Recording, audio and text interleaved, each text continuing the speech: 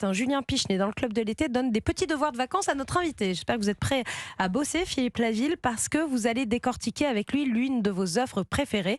Attention, vous aurez une note à la fin, Philippe Laville. Oui, Philippe Laville, je vais m'arrêter sur l'une de vos chansons préférées. C'est peut-être même votre chanson préférée, vous allez nous le dire. Cette chanson écrite par Jean-Jacques Goldman et à laquelle Johnny Hallyday donne une énergie féroce. On m'a trop donné bien avant l'envie. J'ai oublié les rêves et les merci. Toutes ces L'envie, ça vous donne envie de chanter tout de suite, Philippe. L'un des titres les plus emblématiques de Johnny Hallyday, l'un des titres qui relancera totalement sa carrière dans la deuxième moitié des années 80. Philippe, vous êtes fan de Johnny depuis très longtemps. Mettons de côté l'envie une seconde pour ne parler que de l'artiste. Je vais vous donner un premier tout petit devoir de vacances. Si vous deviez décrire ou résumer la carrière ou l'œuvre ou la vie de Johnny en 15 secondes, 55 ans de carrière en 15 secondes, qu'est-ce que vous diriez ? Aïe, aïe, aïe, ça c'est Alors, moi, dur. ce que j'ai 15 dit, secondes, pas plus. Je sais que vous êtes bavard, mais attention. très bien, je l'ai dit à son fils, j'ai dit ton père, c'est un personnage qui est épouvantablement attachant. Voilà. Et il m'a dit t'as raison. Voilà. Ben voilà, Ah bah, moins magnifique. de 15 secondes. Bravo. Pour quelqu'un de bavard comme vous, Épouvantablement Philippe, attachant. bravo.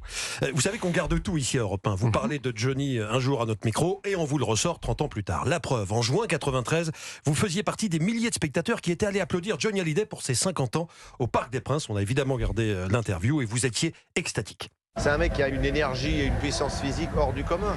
Bon, il doit avoir un trafic dans les cordes vocales. C'est pas possible de tenir 3 heures comme ça, en chantant, en hurlant et en mettant les intonations là où il faut les mettre, chaque fois. C'est surtout ça. Parce qu'il ne s'agit pas de gueuler, il s'agit de mettre des intonations. Et là, il les met, les intonations.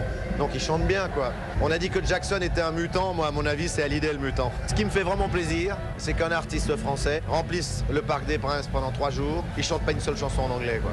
Alors au moment où on est là, nous, à se bagarrer un peu pour essayer qu'on écoute la chanson française, ben, il y a lui qui a 50 ans, il arrive, il rebondit magnifiquement bien. Et il dit voilà, moi j'ai 50 ans et je vous emmerde tous, je fais le Parc des Princes, je chante en français. Si vous voulez venir, vous venez. Si vous voulez pas venir, venez pas, mais moi j'y serai quand même. Et ils sont là. J'avais dîné avec un titi parisien la veille. Ah, c'est J'avais pour gardé ça un que vous peu. parlez un peu comme ça. J'avais gardé un peu le truc. Bon, en tout cas, vous Non, mais défendez ça, admirablement c'est bien Johnny. beaucoup changé. Oui, Ouais. mais c'est parce que, alors, il y a une chose, bon, sans rentrer, sans faire de Ah non, parce confidence qu'il y a une chronique là. particulière. Oui. Non, sans faire de confidence, David et Estelle étaient venus déjeuner à la maison le jour, ce fameux jour où Johnny chantait merde, 93 Au Parc des Princes. au Parc des en Princes. 93 pour ses 50 ans. Au Parc des Princes. Et on est allé chez lui, et on est parti de chez lui pour aller au Parc des Princes. Et ils avaient prévu une entrée sur scène. Et puis il a dit à la dernière minute, il a dit non, on va passer par la Foule, là, ouais, il a fendu la foule ce jour-là. Et là, je crois que Jean-Claude Camus a perdu 20 kilos. Bah, ça, ouais, Et c'est il est ça. arrivé, il était en âge, machin. Et j'étais content. Ah, vous l'écoutez. Bon, on va rechanter l'envie peut-être tout à l'heure, on va réécouter un extrait, mais revenons à ce morceau, l'envie d'avoir envie. Après Michel Berger en 85, c'est donc au tour de Jean-Jacques Goldman d'écrire un album pour Johnny en 86. L'album s'appelle Gang, du nom du studio où il a été enregistré. Il sort en décembre 86. Les tubes s'enchaînent dans cet album, Je te promets, Laura, j'oublierai ton nom, et donc l'envie qui est en fait une chanson que Goldman traînait dans ses tiroirs depuis la fin des années 70.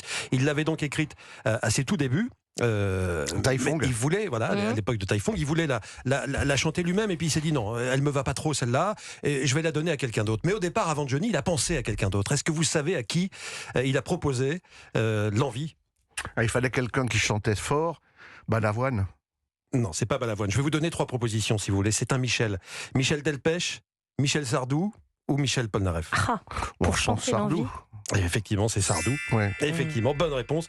Avec qui Johnny a d'ailleurs chanté l'envie en duo au Parc des Princes. Bon, quand Goldman propose cette chanson à Johnny, Johnny est tout de suite conquis. Et c'est pour ça peut-être que lorsque l'envie sort en single, c'est pas dans sa version studio, mais dans une version live, quand ça va sortir en single, parce que Johnny pensait que ça allait mieux en live, cette chanson.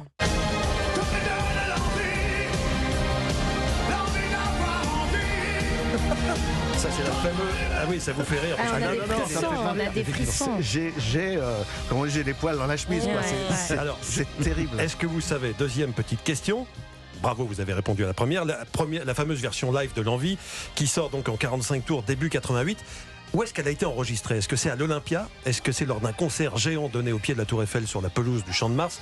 Ou est-ce que c'est à Bercy que cette... Je pense que c'est Bercy. Exactement. Oh, il a un Non, passage. c'est incollable. Bah ouais, je pense que c'est Bercy et à Bercy il y avait un truc formidable, c'est que il était habillé alors, vous me donnez 2 secondes parce que Allez-y, Philippe donnez-moi Laville. On vous donne 2 secondes. Donnez-moi 2 secondes.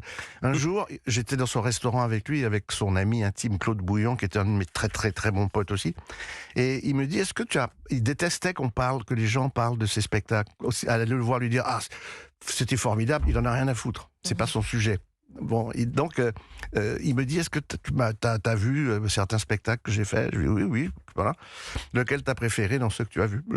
Pour moi, il y en a un qui domine tout, c'est le spectacle Berger Goldman à Bercy. Parce que c'est Berger qui mettait en scène le spectacle. Absolument. Et les costumes de Mariti, François Gerbeau, costard. La classe, quoi. Bon, le mec, il arrive, la classe. Et puis des éclairages c'est le Rouvérolis, je crois. Très peu de machins qui pétaient dans tous les sens. Et dans l'envie, il y a un moment, il avance un peu, et il y a un rideau de flotte qui lui tombe dessus. Et c'est impressionnant, quoi. Et il termine la chanson en disant « Je vais me changer ». Vous voyez dans quel état vous m'avez mis? Voilà. Et Vous l'imitez très bien. Ah oui. Mais oui, vous l'imitez bien, non, mais ça, c'est un autre. Enfin, il y a un spectacle en cours, il y a des dates. J'imite Laurent Gérard qui dit. Voilà. Et alors, je lui dis, mais tu vois, quand il y avait des chevaux, des motos, des machins, tout ça, des effets spéciaux, moi, ça me gonfle un peu, quoi. Il me dit, mais t'as rien compris, mon pauvre ami. Je dis, ben non, dis-moi. Quand je faisais tout ça avec plein d'effets spéciaux, j'avais pas de chansons. J'avais des chansons, mais j'avais pas de nouvelles chansons. Donc le mec qui prenait l'autobus à Lyon à 4h du mat pour venir me voir à Bercy ou ailleurs, si je ne le faisais pas rêver... il s'ennuyait. J'ai pris une grande leçon. Quand tu sais pas, tu fermes ta gueule. Quoi. Quand on vous branche sur Johnny, en tout cas... on exceptionnellement, le club de l'été sera jusqu'à 14h aujourd'hui sur Europe 1. À ma demande. Philippe Laville, à la demande de Philippe Laville. Allez, on joue, c'est parti. Merci Julien Pichenet pour tout.